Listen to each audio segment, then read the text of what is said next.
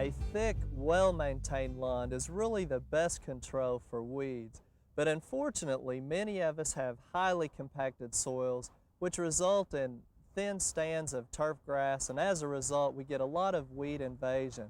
And this time of year, going into October, November, the fall, early winter, we get a new onset of what we refer to as winter weeds.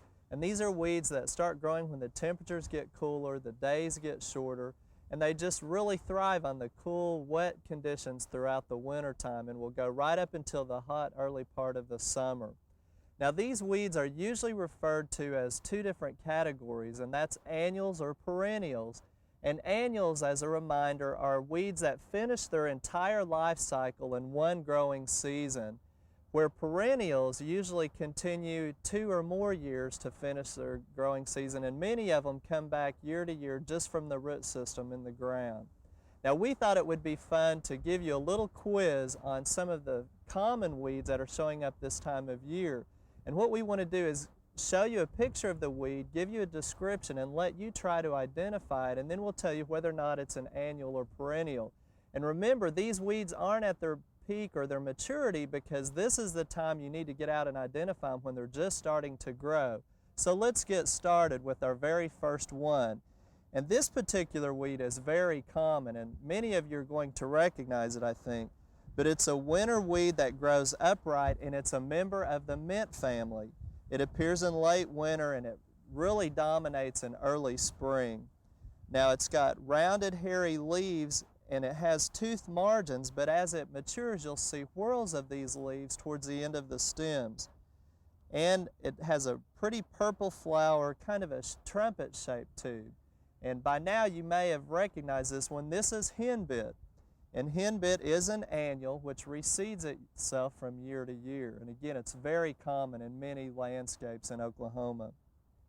Now the next weed is a member of the mustard family. It too is a weed that's quite aggressive, but it's more commonly found in newly planted areas where there's not a lot of grass at all. It has a slender taproot which makes it real difficult to pull up and control. It's got alternate leaves that kind of grow in a rosette pattern, and they're very finely lobed and toothed. And this one has tiny white flowers as it matures. And this one's probably very common to people, but you may not know the name of it, and it's referred to as shepherd's purse. Again, quite common, a little harder to control with that taproot. Now another weed that again is very common in our area is also a low spreading winter weed. It's got a weak shallow root system, but it manages to stay close to the ground, so it's really quite aggressive in its spreading pattern. It has shiny green leaves and small white inconspicuous flowers. And this one is referred to as common chickweed. And hopefully you've gotten that one right too. It's probably a common one, easy to pull up and control, and it is also an annual that reseeds itself. Now this one should be a dead giveaway. It has large yellow blossoms, a strong taproot, the leaves are lobed or serrated and again grow in a whorl or a rosette pattern. It puts up seeds or puffballs as many people know it. And yes, this is the dandelion, but I want you to remember that the dandelion is a perennial which comes back most often from that big taproot. Our next weed has a lacy type growth appearance, and the clusters of flowers are usually white and grow in an umbrella-like manner. It has a tough taproot, and it seems to form a flat branched rosette of divided leaves that have a great tendency to avoid the lawnmower. Now this particular winter weed is referred to as a wild carrot, and it has many other names such as Queen Anne's lace and bird's nest, but even though it's considered a perennial, it acts as a biennial because it will grow one year and come back and flower the following year. Now our last winter plant that we want to show you kind of has a characteristic of a cut leaf plant. It freely branches, it's kind of remains prostrate growth in the turf. It has anywhere from 5 to 7 lobes, and it's bluntly toothed on the foliage or the leaf margins. It does have conspicuous flowers that range in different colors from pinks, whites, and they're born together on the stalk in the upper nodes and usually bloom in April or May. Now this one is called crane's bill, but there's also many different types of geranium similar to this, and this is the wild geranium, again, the one that grows in the winter months. And this particular one, again, is an annual and reseeds itself. As a reminder, whether these winter weeds are an annual or perennial, remember the key to really getting them under control and avoiding the problem altogether is a good, healthy lawn. And that starts with the appropriate variety. And you need to make sure you match up that variety for the sun or partial shade. And it's real crucial that you do that.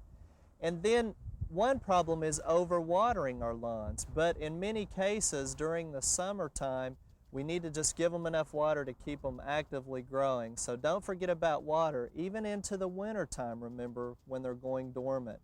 And then nutrition is a real key to a good, healthy lawn. And many of us prefer organic type products. And you can put compost and those type of products over a lawn very thinly by scratching it into the soil surface. But remember, an organic is going to be a slow release, and that's also very positive, but it doesn't give you a quick green up like some of the synthetic types that other people will also prefer. So nutrition with the soil test is really a key to it.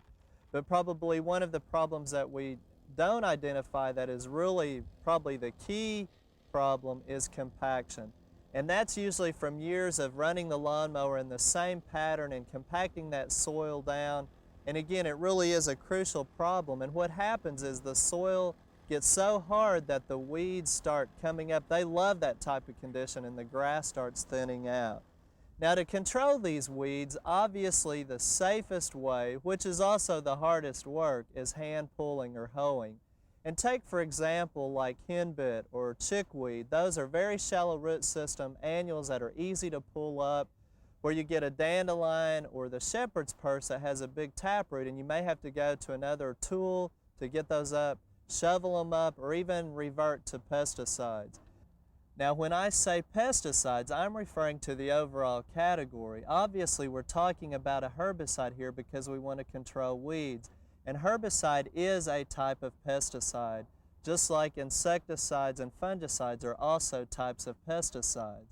So that's sometimes a misconception that many people have. But in the case of some of these winter weeds that are possibly in large areas and you really don't have a lot of grass, remember glyphosate is a good product that is non-selective that you can use to kill out any of those weeds that are actively growing, even though they're actively growing during the winter time. But most of the weeds we talked about really are considered broadleaf weeds, and that means we need to use some post-emergence herbicides. And the most common ones that are used this time of year are 2,4-D, MCPP, Banvel, and DPC. And let me talk a little bit about each of these just to clarify some of the herbicides. 2,4-D is one of the most common. It comes in two formulations of either an amine or an ester. Now the ester formulation actually gives you the best control, but it's the most volatile, and on a windy day it can blow into other plants and cause some distortion and possibly even death. So usually we use that one in the winter time or spring and avoid it altogether during the summer so we don't hurt any of our plants that are actively growing. We would then choose the amine form, but anyway you still want to read the label, and of course you hear us say that all the time, but we're really serious about it in many cases. MCPP is another choice. It's referred to sometimes as mecoprop. And then Banvel, which is also dicamba, is one that you've got to be careful with because if you get it in the drip line of trees and shrubs, you can kill them. And then DPC is dicloprop. And the main thing to keep in mind is some of these are sold in different trade names and also in different mixtures as well. Now, the last thing I want to give you are a few guidelines that you really need to keep in mind. And once again, take seriously reading the label, because a lot of times some of these can only be used on certain types of turf grasses. And in many cases, if you have a newly established lawn, you're not allowed to use these as well. Make sure you're watching the wind conditions this time of year when it's so windy in Oklahoma. Watch the drip line of your trees and shrubs. Read the label for temperature requirements. Sometimes you can only apply them between 50 and 80 degrees Fahrenheit. And this time of year, the reason we want you to see these weeds at a younger, smaller stage is because it's the best time to control them, and you can also use lower rates. And keep in mind, some of the ones that are reseeding themselves may come up throughout the winter, and you may need to use repeat applications. But the bottom line is start working to get that lawn in good shape so you don't have to use or rely on many of these chemicals.